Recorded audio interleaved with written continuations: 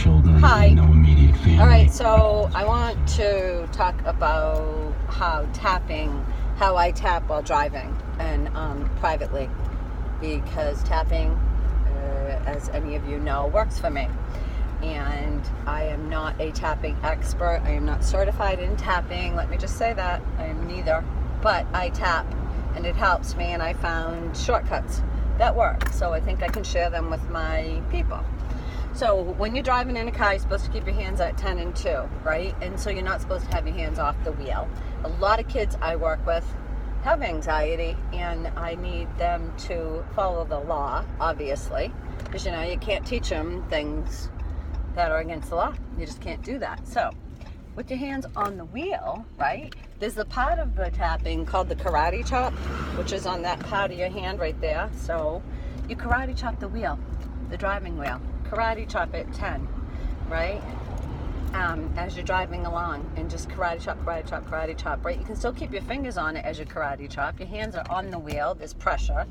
And say to yourself, even though I have this anxiety, I still love and respect myself. Now, why that works, I have no idea. It has something to do with the parasympathetic nervous system and this whole neuromuscular thing that happens that I do know, I learned. But I don't know right now. I just know it works. It helps me when I start having anxiety over silly things. Because, I try to find things to worry about, like in 5 years, if I'm going to be able to pay my bills. Like really?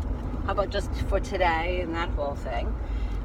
So how I handle it is I tap, and it works. And because I've tapped, I think my body kind of knows the response to the tapping and this whole meridian thing. And so it just the actual karate chop puts it right where it's supposed to.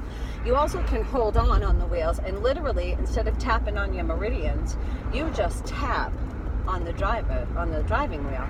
And I think part of the meridian is not only where you tap on your body, but through your fingertips. We have so much sensory things happening there.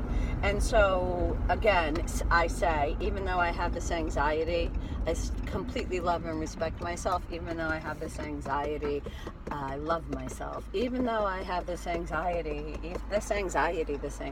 we can abbreviate everything.